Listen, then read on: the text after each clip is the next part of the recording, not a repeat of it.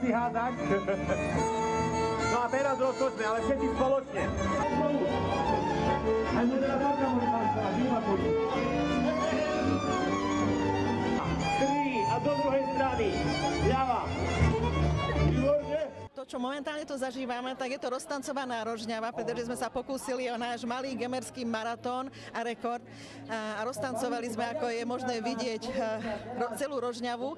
Tancuje sa maďarský, slovenský a cigánsky čardáš. Takže sa teším na všetkých, ktorí dnes prišli a teším sa aj taktiež aj na zajtrajší gala program do športovej haly. Tancovali ste aj vy?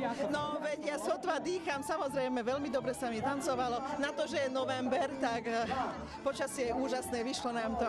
Dneska ešte vlastne po tancovaní ide program od 7. na radnici. Otvárame taktiež aj výstavu z histórie 20 rokov z podujatia a zajtra od 5. hodiny v športovej hale je gala program, 3-hodinový gala program, ktorý končíme samozrejme takisto tanečným domom.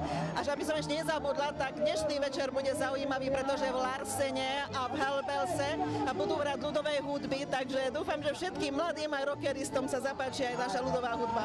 A rok čo rok to podujatie je pre divákov zaujímavejšie. Rok čo rok máme väčšiu diváckú časť a folkloristi veľmi sa hlásia na toto podujatie.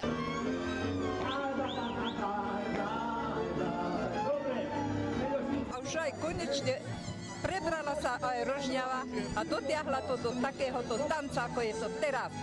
Veľmi, veľmi pekne, veľmi sa mi to páči, bolo to krásne, boli deti, boli starší ľudia, ja myslím, že každý niečo nájde.